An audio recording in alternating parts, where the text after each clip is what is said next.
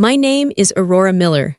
On the night of my 36th birthday, I sat at the head of a long table in a massive Buckhead mansion. 40 guests were watching me. We were halfway through dessert when my father stood up. He tapped his glass and looked right at me. The room went dead quiet. "Aurora," he said, his voice loud and clear so everyone could hear. "You're not even half the woman your 16-year-old sister is." My mother smirked behind her wine glass. My little sister laughed and adjusted the gold Rolex on her wrist, a watch paid for by my hard work. Every single guest stared at me. They were waiting for the tears. They were waiting for me to run away or crumble, just like I always did when I was a child. But I didn't crumble. I pushed my chair back slowly. The legs scraped loud against the marble floor. I looked my father in the eye and smiled. "If she is so much better," I said calmly, "then let her start paying your salary."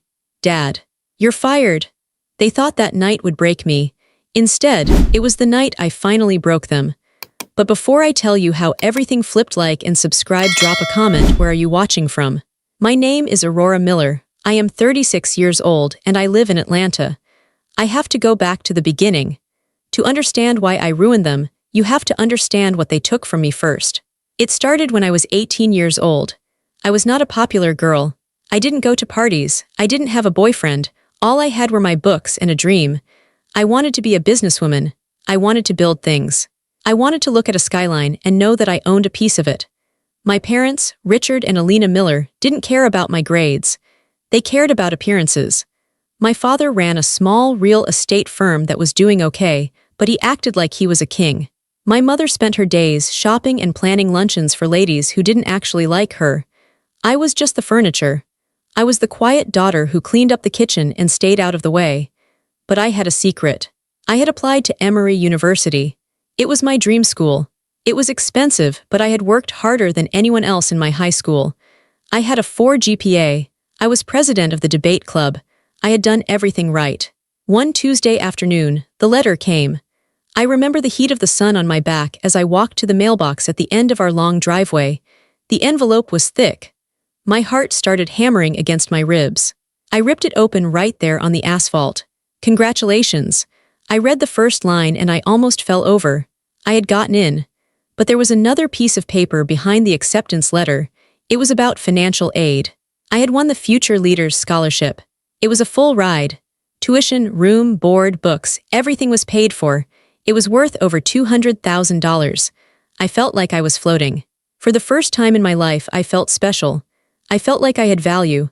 I ran back to the house, clutching the papers to my chest. I couldn't wait to show them. I thought, finally, they will be proud of me. I found my father in his study. He was sitting behind his big oak desk, looking at a golf magazine. My mother was on the sofa, filing her nails. "Dad, Mom," I burst in, out of breath. My father frowned. He didn't like loud noises. "Aurora, keep your voice down." "I got in," I said, placing the letter on top of his magazine. "I got into Emory, and look at the second page." He picked up the paper. He read it slowly. My mother didn't even look up. She just blew on her nails. "A full scholarship," my father said. His voice was flat. He didn't smile. "Yes," I said. "It pays for everything. I'm going to study business. I can go to college for free." My father set the paper down. He took off his reading glasses and rubbed the bridge of his nose. Then he looked at me with cold, dead eyes. "No," he said. I blinked. "What? We are not using this," he said. "Using what?" I asked. I was confused. "It's a scholarship. It's for me. It has my name on it." "It's money," he said. "It is family capital, and we are not wasting it on a liberal arts degree for you." "It's not wasting it," I argued. My voice started to shake. "It's Emory. It's a business degree, and it's free money, Dad. If I don't use it, it disappears." "We have plans, Aurora," my mother said from the sofa. She finally looked at me. Her eyes were like ice. "We are planning to have another child. We are trying, and if we have a son, or a better daughter, they will need resources." I felt like someone had punched me in the stomach. "But this is my scholarship," I whispered. "You can't give it to a baby that doesn't exist." "We can decline it," my father said. "We can tell the board that the Miller family does not need charity. It looks better for my image. If we take charity, people will think my business is failing." "It's not charity, it's merit," I yelled. "I earned it." My father stood up. He was a tall man, and he used his height to scare people. He leaned over the desk. "You earn nothing," he spat. You live in my house, you eat my food, you are nothing without us. And you are not going to Emory. You will go to the state college, you will live at home to save money, and you will help your mother around the house. That is final. He picked up the acceptance letter and the scholarship offer, then he ripped them in half. I watched the pieces fall onto the desk. I didn't cry. I wanted to, but I didn't. Something inside me turned hard that day. It was the first crack in the glass. I went to the state college. I didn't live at home, though. I refused. I took out student loans. I signed papers that put me thousands of dollars in debt at 18 years old. I got a job waitressing at a diner on the night shift. For 4 years, I barely slept. I went to class from 8 a.m. to 2 p.m. I studied from 2 p.m. to 5 p.m. I worked at the diner from 6 p.m. to 2 a.m. I smelled like grease and old coffee. My shoes had holes in them. I ate leftover pancakes for dinner because I couldn't afford groceries. My parents never visited. They never sent a birthday card. They never sent a dime. 2 years later, my sister, Tiffany, was born. I heard about it through a Facebook post. My mother posted a picture of the baby in a pink nursery that was bigger than my entire apartment. The caption read, "Finally, our princess has arrived. The one we waited for. That hurt. It hurt more than the poverty. They had waited for her. They had saved for her. I was just the practice run. I was the mistake they kept around until they got what they really wanted. I graduated top of my class. Summa cum laude. I walked across the stage in a gown I had rented because I couldn't afford to buy it. When they called my name, Aurora Miller, I looked into the crowd. I scanned the rows of parents. I saw smiling fathers holding flowers. I saw mothers crying with joy. My seat was empty. They didn't come. My father had a golf tournament. My mother said Tiffany, who was 2 at the time, had a cold. I took my diploma and walked off the stage alone. I went to the parking lot, sat in my rusted Honda Civic, and stared at the piece of paper. I will show them, I told myself. I will be so big they can't ignore me. I had an idea, a business idea. I had spent my college years studying real estate trends in Atlanta. I saw neighborhoods that were about to explode in value. I saw old warehouses that could be turned into lofts. I had a business plan. It was solid. It was brilliant, but I needed a cosigner. I had debt from school. My credit score was okay, but banks don't lend money to 22-year-olds with no assets. I needed a guarantor. I swallowed my pride. I put on my best suit, a cheap navy blazer I got from a thrift store, and I drove to my parents' house. The house looked different. They had renovated. There was a new fountain in the driveway. A new Mercedes was parked out front. I knocked on the door. The housekeeper answered. She looked at me with pity. "They are in the sunroom, Miss Aurora," she said. I walked in. My father was drinking iced tea. My mother was playing with Tiffany on the floor. Tiffany was surrounded by toys, expensive dolls, electronic gadgets, piles of clothes. "Hello," I said. They looked up. "Oh," my mother said. "It's you. We didn't know you were coming." "I have a proposition," I said. I tried to sound professional. I opened my folder. "I graduated top of my class. I have a business plan. I'm going to start a real estate holding company. I have identified 3 properties in Midtown that are undervalued. If we buy them now, we can flip them in 18 months for a 200% profit." My father took the folder. He flipped through the pages fast. Too fast to actually read them. "And," he asked, "I need a cosigner for the initial loan," I said. "I don't need your money, I just need your signature. I will do all the work. I will pay the loan back. You take 0 risk, and I will give you 10% of the profits just for signing." He laughed. It wasn't a nice laugh, it was a bark. "You," he said, "you want to run a real estate company." "I know the market, Dad. I studied it." "Book smarts are useless," he said. He tossed the folder back at me. The papers slid across the floor. "Real estate is a man's game, Aurora. It's about handshakes and golf and knowing the right people. You are a girl. You don't have the stomach for it." "I worked my way through college," I said, my voice rising. "I have plenty of stomach." "No," he said. "Daughters don't run legacies, they marry men who run legacies. If you want money, find a husband." My mother chimed in. "Look at Tiffany," she cooed. "Tiffany is going to be beautiful. She won't need to work, will you, sweetie?" I looked at the toddler. She was wearing a dress that cost more than my car. She looked at me with blank eyes. "Please," I said, "just a signature, I promise I won't fail." "Get out," my father said. He turned back to his tea. "Stop embarrassing yourself. Go get a job as a secretary. That's what you're good at." I picked up my papers from the floor. I felt the heat rising in my cheeks. It wasn't shame anymore. It was rage, pure white-hot rage. "You're making a mistake," I said quietly. "The only mistake was thinking you could be a businessman," he said. I walked out of that house. I didn't look back. I drove to my apartment. I looked at my bank account. I had negative $23,000 in student loans. I had $400 in cash. I packed 2 suitcases. That was all I had. I drove into the city. I found a for rent sign on a tiny studio apartment in a bad part of town. It was above a noisy bar. The floors were crooked. It smelled like stale beer. I paid the deposit with my last bit of cash.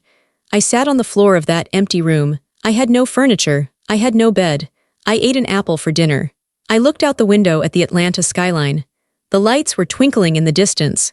The big towers where the rich people worked. They stole my scholarship, I thought. They stole my graduation. They stole my chance. But they can't steal my brain. I took a Sharpie and wrote on the wall, right on the peeling paint, Miller Realty Group, and under it I wrote, revenue goal, $1 million. I slept on the floor that night, wrapped in my coat. I was cold. I was hungry, I was alone, but I wasn't broken. I woke up the next morning at 5 a.m. I went to the library to use the free internet. I started looking for phone numbers. If they wouldn't give me a seat at the table, I was going to build my own table. And then I was going to buy the building their table sat in. The backstory was over. The rise was about to begin. I started with a phone book and a prepaid cell phone. My office was the corner of my bedroom in that studio apartment. I sat on the floor with my back against the radiator to stay warm. I had a list of property owners in Atlanta who were trying to sell distressed commercial buildings, places nobody wanted, warehouses with broken windows, strip malls with empty parking lots. I called them one by one. "Hello, my name is Aurora Miller. I represent a private investment group. We are interested in your property." I lied. There was no group. It was just me, eating instant noodles and wearing 3 pairs of socks. Most people hung up, some laughed at me. One man told me to go back to playing with dolls, but I didn't stop. I made 100 calls a day, then 200. My throat hurt from talking. My ear hurt from pressing the phone against it. Finally, on the 43rd day, a man named Mr. Henderson stayed on the line. He owned an old auto repair shop in a neighborhood that was just starting to get trendy. He was tired. He wanted to retire to Florida. "Make me an offer," he said. I didn't have money to buy it, but I knew how to structure a deal. I offered him a lease option. I would control the property for 6 months with the option to buy it. I paid him $1,000 for that option, every last cent I had saved from working odd jobs. Now I had control of the building. I didn't own it, but I controlled it. I cleaned it up myself. I swept the glass. I painted over the graffiti. Then, I marketed it to hip coffee shops and art galleries. 2 weeks later, a coffee chain signed a letter of intent. They wanted the space. They were willing to pay 3 times the rent Mr. Henderson had been charging. I took that lease agreement to a bank. Because I had a signed tenant with good credit, the bank gave me the loan to buy the building from Mr. Henderson. I bought it on a Tuesday. I sold it on a Friday to a larger investor for a $60,000 profit. I stared at the check. $60,000. It was more money than I had ever seen. I didn't buy a car. I didn't buy clothes. I put every single penny back into the business. That was the first brick. Over the next 10 years, I didn't rest. I became a ghost. I didn't date. I didn't go on vacations. I worked 18 hours a day, 7 days a week. I learned the city better than the city planners. I knew which streets were getting new pavement. I knew where the new subway stops were going. I bought land before anyone else knew it was valuable. By the time I was 30, Miller Realty Group was a beast. We owned 230 properties. We had office towers, apartment complexes, and high-end retail centers. The market value of my portfolio was over $180 million. I was on the cover of business magazines. The Queen of Midtown, they called me. That's when my parents came back. They smelled the money. It's like sharks sensing blood in the water, but in reverse. They sensed success. My father showed up at my new office one morning. It was a glass tower in the center of the city. I had the whole top floor. He walked in like he owned the place. He was older now, his hair thinner, but he still had that arrogant swagger. "Aurora," he said, looking around at the marble reception desk and the view of the city. Not bad at all." "Hello, Dad," I said. I didn't get up from my desk. "I've been thinking," he said, sitting down without being asked. You've done well, but you're growing too fast. You need experience at the helm. You need a steady hand. I'm doing fine, I said. People are talking, he said. They say you're too young, they say you're overwhelmed. It looks better if you have a chairman, someone with a legacy name, it calms the investors. He wanted a job, he wanted the title. He wanted to be the big man again because his own small firm had stagnated years ago. I looked at him. I hated him. But I was also smart. I knew that in Atlanta, the old boys club was still real. Having my father as a figurehead might actually help me get into certain rooms. It might help me close deals with the older generation who didn't trust young women. Fine, I said. Chairman of the board, non-executive. You get a salary, you get an office, but you make zero decisions. I run the company, I sign the checks. You just shake hands and smile. He smiled, it was a greedy smile. Done. It was the worst mistake of my life, or so I thought. For the next 6 years, my father played the part. He took a massive salary, $400,000 a year. He hired my mother as a design consultant for another $150,000. They did nothing. They used the company credit cards for client dinners that were actually just family meals. They used the company jet for scouting trips that were actually vacations to the Bahamas. And then there was Tiffany. My sister was 16 now. She was a brat. She had never been told no in her life. She drove a Range Rover that my company leased. She went to a private school that cost $50,000 a year, paid for by a scholarship from my company's charitable arm, something my father set up. They were bleeding me, they were parasites, but I let them do it. Why? Because I was still that little girl who wanted them to love me. I thought if I gave them enough money, if I made them look important, they would finally say, "We are proud of you, Aurora." I was pathetic. But I was also careful. Even though I let them play boss, I never gave them actual power. My father was chairman, but the operating agreement stated that the CEO, me, had sole authority over acquisitions and asset management. I started to see how greedy they were becoming. They started asking for more, a bigger bonus, a new house, a boat. I started to get a bad feeling in my stomach, a survival instinct. Quietly, without telling them, I started creating new holding companies. When I bought a new shopping center, I didn't put it under Miller Realty Group. I put it under AM Holdings LLC, or Blue Sky Ventures, or Aurora Trust. My father didn't notice. He never looked at the contracts. He only looked at the profit and loss statements to see if there was enough cash for his bonus. He saw the Miller Realty Group logo on the building and assumed it belonged to the main company. He didn't know that Miller Realty Group was just the property manager. The owner was me, personally. I did this for 3 years. I moved the most valuable assets, the crown jewels of my empire, out from under the entity my father was attached to. I was building a lifeboat while they were drilling holes in the ship. I didn't know how badly I would need that lifeboat until the phone rang late one Tuesday night. It was 11:45 p.m. I was in my condo reviewing lease agreements. My phone buzzed. It was Arthur. He was the family attorney. He had worked for my father for 30 years, but he had also handled some of my corporate filings. He was an old man, nervous and jittery.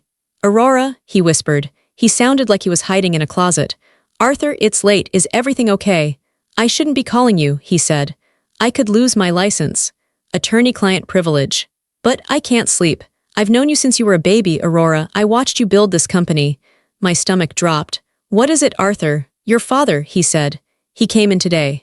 With your mother, and they had me draft a new estate plan, a master family trust." "Okay," I said. "That's standard." "No," Arthur said, his voice cracked. "Aurora, you need to hear this. They placed everything into the trust. Their shares of Miller Realty Group. The house, the accounts, the life insurance, everything." "Okay," I repeated. I didn't understand the panic yet. "And they designated the beneficiary," Arthur said. He paused. The silence stretched out heavy and cold. "Who is the beneficiary, Arthur?" "Tiffany," he said. "Tiffany?" I asked. "Well, sure, she's the youngest. But what's my percentage? Is it 50/50? "Aurora," Arthur said softly.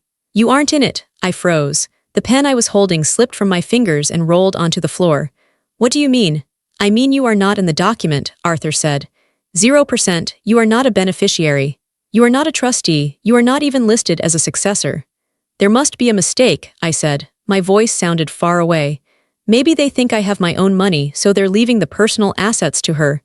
"No," Arthur said. "It's not just the personal assets. It's the company shares. Your father holds 51% of the voting stock of the main LLC, the shares you gave him 5 years ago to make him chairman. Upon his death or upon a trigger event he set for next month, those shares transfer to Tiffany. Next month? I asked. What happens next month? Tiffany turns 17, Arthur said. He is setting up a transfer. He plans to give her the controlling interest in Miller Realty Group as a birthday gift for her future. He wants to secure her legacy. Her legacy? I whispered. I built it. It's my sweat. It's my blood. He told me, Arthur hesitated. He told me that you are just the workhorse. He said you are good at making money, but Tiffany is the face of the family. He said you will continue to work for her. You will run the company and Tiffany will own it. That is the plan. I felt like I couldn't breathe. They weren't just greedy. They were thieves. They planned to enslave me. They wanted me to keep working 18-hour days, stressing over deals and construction and tenants, so that my bratty 16-year-old sister could own my life's work. I tried to argue with him, Arthur said. I told him it was unconscionable. He told me to shut up and draft the papers. I signed them an hour ago, Aurora. It's done. Send me a copy, I said. I can't. It's confidential. Arthur, I said, my voice changed. It wasn't the voice of a daughter anymore. It was the voice of a CEO who destroyed competitors for breakfast. Send me the damn file. Or I will ruin you. A minute later, my email pinged. I opened the PDF. I read every word. It was true. The Zimmerman Miller Family Trust. My mother's maiden name was Zimmerman. Primary beneficiary, Tiffany Miller. Excluded parties. Aurora Miller. There was even a clause. Clause 14 billion. It said, in the event of Richard Miller's incapacitation, voting rights for Miller Realty Group shall be exercised by Alina Miller until Tiffany Miller reaches the age of 21. They erased me. I sat there in the dark. I didn't cry. I didn't throw my laptop across the room. The sadness vanished. The hurt vanished. All that was left was cold, hard calculation. They wanted a war, I would give them a war. But they wouldn't even know they were fighting it until they were already dead. I opened a new folder on my encrypted drive. I named it Endgame. I started typing. I looked at the date. My birthday was in 3 months. They usually threw a big party, not for me but to show off to their friends. They would use my birthday as a networking event. Perfect, I thought. 3 months. That was exactly enough time to dismantle them piece by piece. The next morning, I walked into the office at 7 a.m. sharp. I made a coffee. I stood by the window. My father came in at 10 a.m. He was whistling. He looked happy. He had just signed my death warrant the night before, and he was whistling. Morning, Aurora, he called out as he walked past my glass door. Big lunch today, country club, don't wait up. Have fun, Dad, I said. I smiled. It was the best acting performance of my life. As soon as he left, I went to work. The first step was the audit. I had access to everything. I was the CEO. I called the IT department. I need a full backup of Richard Miller's email and Alina Miller's corporate email, I told the IT director. And I need access to the digital expense logs for the last 5 years. Flag everything that doesn't match a client code. Yes, ma'am, he said. By noon, I had the data. It was worse than I thought. They weren't just spending a lot. They were embezzling. I found invoices for consulting services paid to a shell company in the Cayman Islands. I traced the IP address of the shell company. It matched my father's home computer. He was paying himself fake consulting fees to avoid taxes. I found charges for office renovations that were actually for remodeling their kitchen at home. I found tuition payments for Tiffany labeled as employee training. This was illegal. Highly illegal. This was tax fraud. This was piercing the corporate veil. I printed everything. I organized it into binders. Binder 1, tax evasion. Binder 2, misappropriation of funds. Binder 3, breach of fiduciary duty. Next, I looked at the assets. Because I had been secretly moving new properties into my own holding companies for years, the Miller Realty Group, the company my father thought was so valuable, was actually becoming a shell. The big office tower, owned by AM Holdings. The new retail park, owned by Blue Sky Ventures. But there were still about $50 million in assets inside the main company. I needed to get them out. I called a board meeting. But I didn't invite my father. The bylaws said I could hold an emergency operational meeting with just the operational officers. I proposed a corporate restructuring. I argued that the older properties were liabilities. They needed too much maintenance. We should sell them. Who did we sell them to? I sold them to an anonymous LLC. Who owned that LLC? Me. I bought the assets from my own company at fair market value, but I used the debt against them so no cash actually changed hands. It was a paper transfer. My father signed the quarterly reports without reading them. He saw asset transfer and debt restructuring, and his eyes glazed over. He just signed. "Good work, Aurora," he said, signing the paper that stripped him of his last valuable buildings. "Keep the paperwork moving." "Always, Dad," I said. Then came the sister, Tiffany. I followed her on Instagram. She was private, but I had a fake account. She was posting photos of herself in Paris. "Shopping spree, thanks, Daddy." She posted a photo of a diamond necklace. "Birthday gift came early." I cross-referenced the dates of the photos with the corporate credit card statement. The flight to Paris, billed to the company as Investor Meeting Europe. The necklace, billed as client gift. I took screenshots, hundreds of them. I printed them out and stapled them to the credit card statements. I was building a bomb. 2 weeks before my birthday, I was ready. I sat in my apartment with the boxes of evidence. I had enough to send my parents to federal prison for 10 years. I had enough to leave them homeless. I picked up the phone and called the IRS. "I would like to file a whistleblower complaint," I said. "I have documentation of tax fraud exceeding $10 million. They listened. They were very interested. "We will need to conduct a raid," the agent said. "When is the best time to catch the subjects with the records?" "Not yet," I said. "Wait 3 weeks, I'll give you the signal. I want you to freeze the accounts on the morning of November 12th. November 12th. My birthday. Then I called the event planner. "I want to book the grand ballroom at the St. Regis," I said. "For my birthday party." "Oh, wonderful," she said. "What kind of theme?" "Truth," I said. "The theme is the truth." I don't understand," she said. "Just set it up," I said. "And I need a projector. A very large, very bright projector. Connect it to the main chandelier system. I want everyone to see it." I invited everyone, my parents' friends, the business partners, the bankers, the people my father tried to impress. My father was delighted. "A big party," he said. "Good idea, Aurora. We can announce the new quarter results. I'll make a toast." "Yes, Dad," I said. "You will definitely want to make a toast." The trap was set. I walked into the office on the final day before the party. I looked at my father sitting in his chair, feet up on the desk, laughing on the phone. He had no idea that he was already a poor man. He had no idea that the chair he was sitting in belonged to me. He had no idea that the IRS agents were printing subpoenas with his name on them. I almost felt bad for him. Almost. Then I remembered the scholarship letter ripping in half. I remembered the empty chair at my graduation. I remembered the trust document that gave my life to a 16-year-old. I walked past his door. "See you at the party," I whispered.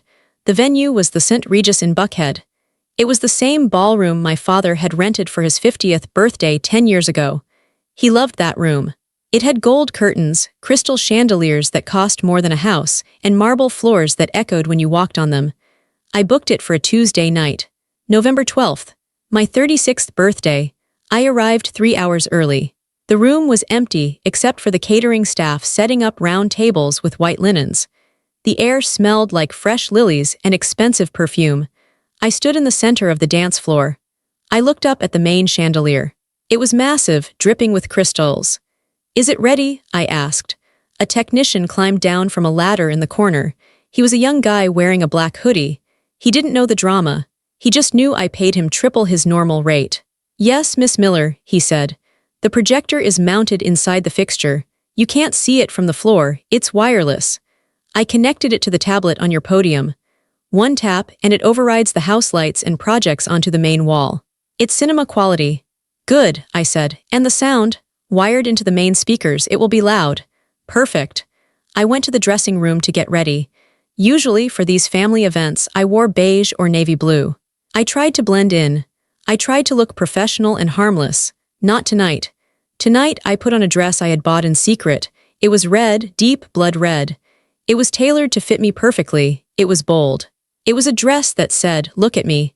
I put on my heels. I put on my diamond earrings, the ones I bought for myself. I looked in the mirror. The woman staring back at me didn't look like the scared girl who cleaned up the kitchen. She didn't look like the tired student eating noodles. She looked like a predator. "Happy birthday, Aurora," I whispered to my reflection. At 6:30 p.m., the guests started to arrive. I stood by the entrance, greeting them. First came the bankers, men in gray suits who had denied my first loans but now begged to handle my accounts.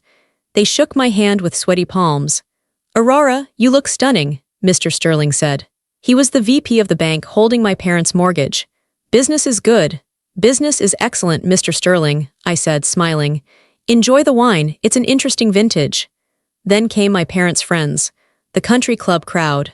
Women with tight faces and too much jewelry, they looked me up and down, judging my dress. "Oh, Aurora," Mrs. Gable said, "that color is very bright." "It's a celebration," I said. Then my parents arrived. They made an entrance. They always did. My father walked in first, chest puffed out. He was wearing a tuxedo. My mother was trailing behind him in a silver gown, waving to people like she was the Queen of England. And Tiffany, my sister, was 16. She was wearing a white dress that looked like something a bride would wear. She was texting on her phone as she walked in. She didn't even look up. "Aurora," my father boomed. He hugged me. It was a fake hug. He patted my back twice hard. "Happy birthday, kiddo, nice party, expensive." "I spared no expense, Dad," I said. "Good, good, shows confidence," he said. He looked around the room. "I see you invited the board members. Smart. We can talk to them about the new acquisition later." "We certainly will," I said. My mother kissed the air next to my cheek. "You look tired, Aurora. Are you sleeping? You have bags under your eyes." "I've been working late, Mom." "Planning this?" Tiffany looked up from her phone. She looked me up and down. "Nice dress," she said. She smirked. "For an old lady." I smiled at her. A genuine smile. Because I knew that in about 2 hours, that phone in her hand would be turned off by the service provider because the bill wasn't paid. "Go find your seat, Tiffany," I said. "You're at the head table." I had arranged the seating chart very carefully. The head table was long and rectangular, facing the rest of the room. My father sat in the center, my mother on his left. Tiffany on her left. I sat on my father's right, but I also invited some other people. People who didn't fit in. At a table right in the front, near the screen, I placed Maria. She was our housekeeper for 20 years. She was the one who actually raised me while my mother was at luncheons. My parents had fired her last year because she was getting too old. I hired her back personally. My father saw her. He frowned. "What is the maid doing here?" he whispered to me. "I invited her," I said. "She's family," he scoffed. "She's help. It looks bad, Aurora." "Just drink your champagne, Dad." I also invited Arthur, the attorney. He looked sick. He was sweating. He kept wiping his forehead with a handkerchief. He knew what was in the trust. He knew he had betrayed me. He was terrified to look at me. At 7:30 p.m. dinner was served. Lobster bisque, filet mignon. The best wine on the menu. I watched my parents eat. They ate greedily. My father laughed loudly at his own jokes. My mother gossiped about the other women in the room. Tiffany complained that the Wi-Fi was slow. They were so comfortable. They thought they had won. They thought I was their golden goose, laying eggs for them forever.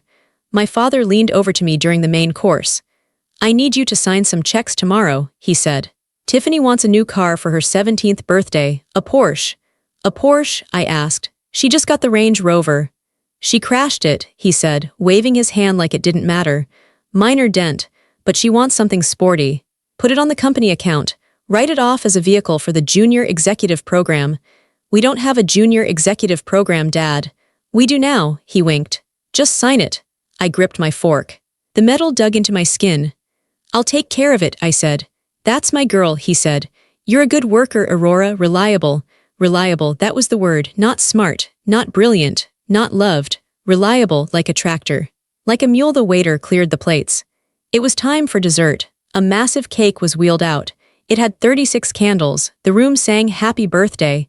I blew out the candles. I made a wish. I wished for justice. Then the music died down. The lights stayed dim. My father stood up. He grabbed a spoon and tapped his champagne glass. Ding, ding, ding. The room went silent. Everyone turned to look at him. He loved this. He loved the attention. "Friends, family, colleagues," he began. His voice was booming. "We are here to celebrate my daughter, Aurora." There was polite applause. "Aurora has always been hardworking," he said. "She gets that from me." Laughter. "But you know," he continued, his face changing. He looked down at me. He had had too much wine. His filter was gone. "I was talking to my wife earlier, and we were looking at Aurora and then looking at our beautiful Tiffany." He gestured to Tiffany. She waved her hand, bored. "And I have to be honest," my father said. "Aurora, you've built a nice little business. You manage things well, but you're 36, no husband, no kids, all work. The room got uncomfortable. People shifted in their chairs. Tiffany, though, he said, beaming at the teenager. She has the spark, she has the charisma. You know, Aurora, sometimes I look at you and I think, you're not even half the woman your sister is. My mother smirked behind her glass. Tiffany laughed. Duh, Dad, my father chuckled. It's true, but hey, someone has to do the paperwork, right? So let's raise a glass to Aurora. The best secretary I ever hired. He raised his glass. To Aurora, a few people mumbled, looking embarrassed. My father looked down at me, grinning. He expected me to smile. He expected me to take the insult, swallow it, and say thank you, just like I had for 36 years. I didn't smile. I stood up. I smoothed the front of my red dress. I picked up my clutch. I pulled out a small remote control. Thank you, Dad, I said. My voice was steady. It was amplified by the microphone on the table. Sit down, Aurora, he whispered. Don't make a scene. Oh, I'm not making a scene, I said into the mic. I'm making a presentation. I walked to the podium in the center of the stage. The spotlight hit me. I felt the heat of it. You said I'm a good secretary, I said to the room. You said I'm good at paperwork. You're right.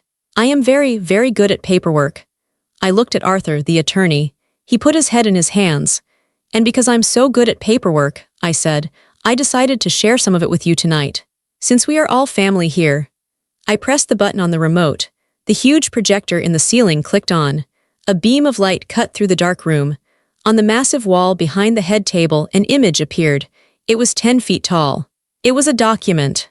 The Zimmerman Miller Family Trust. Primary beneficiary, Tiffany Miller. Excluded parties, Aurora Miller. The room gasped. My father froze. His glass stopped halfway to his mouth. This, I said, pointing to the screen, is the document my parents signed 3 months ago. It transfers the company I built, Miller Realty Group, to my 16-year-old sister. My mother stood up. Aurora, turn that off. This is private. It's not private anymore, I said. It's public record. I filed it with the court this morning as evidence. Evidence, my father shouted. Evidence of what? I clicked the button again. Slide 2, a split screen. On the left, a photo from Tiffany's Instagram showing her holding a designer bag in Paris. On the right, the corporate credit card statement. Expense, $12,000. Labeled, office supplies. This is theft, I said. I clicked again. Slide 3, a screenshot of the consulting fees paid to the Cayman Islands shell company. And next to it, the IP address trace leading to my father's home computer. Total embezzled, $4.2 million. This, I said, my voice cold as ice, is tax fraud. My father dropped his glass. It shattered on the marble floor. The sound was like a gunshot. Security, he screamed. Get her off the stage.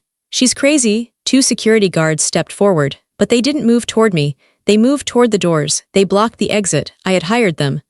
I'm not done, I said. I clicked the remote one last time. Slide 4. This was the complex one. It was an organizational chart. At the top, it showed a company called AM Holdings. Below it, it showed the ownership of every single building, every mall, every tower. They were all owned by AM Holdings. And underneath AM Holdings, it said, sole owner, Aurora Miller. On the other side of the chart, it showed Miller Realty Group, the company my father thought he controlled. Underneath it, the list of assets was empty. Assets, $0. Liabilities, $11.4 million, IRS liens. You see, Dad, I said. You fired me tonight. You said I wasn't half the woman Tiffany is. You said I should pay her salary. I looked at Tiffany. She looked terrified. She was clutching her Rolex. Well, I said, the company you are inheriting, Tiffany, it's empty. It owns nothing. It only owns debt. And the IRS is freezing its accounts tomorrow morning at 9 a.m. I looked back at my father. He was purple. He looked like he was having a heart attack. You stole my company, he roared. He lunged at me. He tried to climb over the table. He knocked over the wine bottles.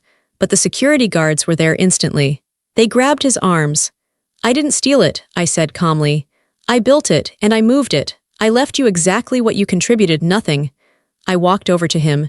He was struggling against the guards, panting, sweating. You're fired, Dad, I said. I turned to the guests. They were silent, wide-eyed. Thank you all for coming, I said. Please finish the cake, I paid for it. I dropped the mic on the podium. I walked out of the ballroom. My heels clicked on the marble. I didn't look back. I heard my mother screaming my name. I heard my sister crying. I walked out the front doors of the St. Regis. The valet was waiting with my car. The night air was cold. It felt clean. I got in my car and drove away. The setup and the exposure were complete. Now they would fall. I didn't go home that night. I drove to my new apartment. I hadn't told anyone about it. It was a penthouse in Midtown. It had floor-to-ceiling windows overlooking the entire city. I stood there in the dark, watching the cars move like little red and white blood cells through the veins of Atlanta. My phone was blowing up. 50 calls. 100 texts. My mother. My father, Tiffany, Arthur. I turned the phone off. I poured myself a glass of water and sat on my white sofa. The silence was beautiful. The next morning, the war really started, but I didn't have to fight it. The government fought it for me. At 9 a.m., the IRS agents executed the raid on my parents' house. I wasn't there, but my neighbor texted me. She said 3 black SUVs pulled up. Agents in windbreakers with RSCID on the back swarmed the property. They carried out boxes of files. They carried out computers. They seized the Mercedes. They seized the Range Rover. My father tried to fight them. He ended up in handcuffs on his own front lawn, screaming about his rights. The neighbors filmed it. It was on the local news by noon. Prominent real estate developer Richard Miller detained in fraud probe. I watched it on the TV in my office. I took a sip of coffee. Sad, I said to myself. By the end of the week, the banks moved in. Because Miller Realty Group had defaulted on its loans, since I stopped transferring money to cover them, the banks called in the personal guarantees. My parents had signed personal guarantees on everything. They thought the company money would always be there to protect them. It wasn't. The bank froze their personal checking accounts. They froze their savings. They put a lien on the Buckhead mansion. My mother tried to use her credit card at the grocery store. It was declined. She called me from the parking lot. Aurora, she screamed into the voicemail. They cut off the cards. I can't buy food. Fix this. Fix this right now. I deleted the message. 2 weeks later, the auction signs went up. The mansion was foreclosed. They had 30 days to vacate. I heard from Maria, the housekeeper, that the scene inside the house was a nightmare. My parents were screaming at each other all day. My father blamed my mother for spending too much. My mother blamed my father for being stupid. Tiffany just cried because she couldn't go to her friends' parties anymore. Tiffany was expelled from her private school. The tuition check had bounced, and when the headmaster looked into the family's situation, they decided the scandal was too much for their reputation. I saw a video on TikTok. Someone had filmed Tiffany sitting on the curb outside the school, waiting for an Uber because her car was gone. The caption said, "Number bankrupt brat." It had 2 million views. Every humiliation they had piled on me, the mocked clothes, the stolen scholarship, the exclusion, was now happening to them 10 times worse. And I didn't lift a finger. I just continued to run AM Holdings. My business was booming. My tenants were happy. My investors were thrilled because I had cut the dead weight, my family, from the payroll. 1 month later, they were evicted. They moved into a 2-bedroom apartment in a rundown complex near the airport. It had beige carpets that smelled like cigarettes. There was no concierge. There was no pool. My father, who used to wear $5,000 suits, was now taking the bus to meet with his public defender. I went to see them once. Just once. I parked my new car, a sleek black Audi, outside their complex. I didn't go in. I just watched from the street.